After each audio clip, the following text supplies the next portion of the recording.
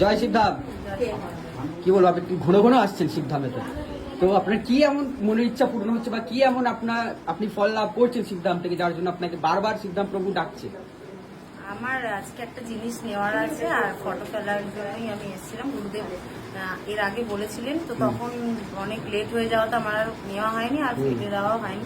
তো আজকে সেই জন্যই এসেছি। আচ্ছা, তো সিদ্ধাম থেকে আপনি কি কি ফল লাভ করেছেন, যার জন্য আপনাকে বারবার সিদ্ধাম প্রভু ডাকছে তার ধামেতে? সিদ্ধান্ত থেকে তো অনেক কিছু ফল লাভ করেছি।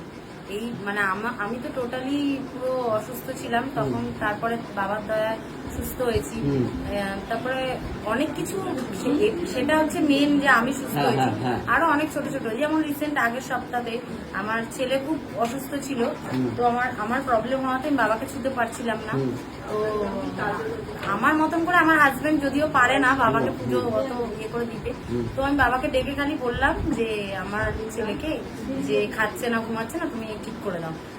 বলেছি 2 দিন খালি বাবা ঠিক শুনে নিয়েছে, বাবার মাথায় জল ঢেলে ওকে খাইয়েছি, তার সেদিন থেকে আমার ছেলে খাবার খাচ্ছে, দাচ্ছে, ঘুমাচ্ছে, সব আবার নরমাল আগের মতো। এটা কি রিসেন্ট ম্যাজিক হয়েছে? হ্যাঁ, এই আগের সপ্তাহে। বাহ, মানে কিছু না কিছু সিদ্ধাম প্রভু ম্যাজিক করছেন আপনার উপরে। মানে যেটাতে আগে কোনো কিছু বাড়াবাড়ি হলেই ডাক্তারের কাছে নিয়ে যেত, এখন আমি ওসব নিয়ে আর চিন্তা করি না। আমি ভাবি যে বাবা আছে, সব ঠিক করে দেবে। বাহ বাহ, সেটা আমার ছেলে হোক বা স্বামী হোক, যেই হোক, আমার সেই বিশ্বাসটা বাবার উপর আছে। হ্যাঁ, আপনি প্রথমবার যখন ধামে এসেছিলেন আপনার যে অবস্থা ছিল এটা সবাই কম বেশি দেখেছে ভিডিওর মধ্যে, ভিডিওর মাধ্যমে অনেকেই কম বেশি দেখেছে।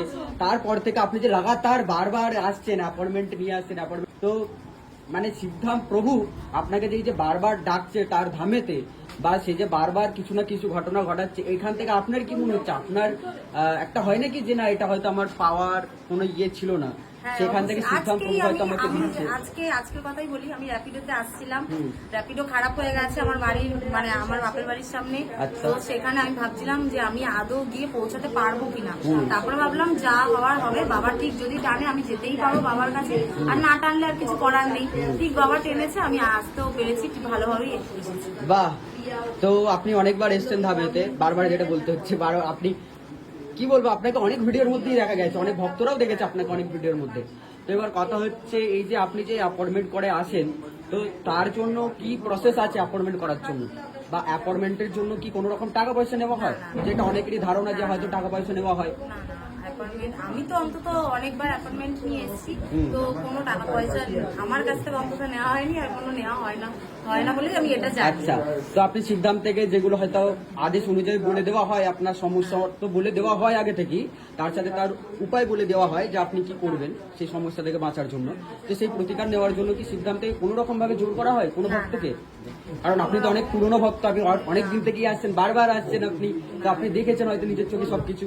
কোনো কিছু জোর করা হয় না, মানে কোনো কিছু সেই প্রতিকারের জিনিসগুলো নিয়ে নিলে কি সেটা নিজেরও সেফটি, পরবর্তীকালে ইন ফিউচার সেই জিনিসটা না হওয়ার মানে ইয়েটা থাকে। আচ্ছা আচ্ছা আচ্ছা, তো বলুন জয় সিদ্ধাম। জয় সিদ্ধাম।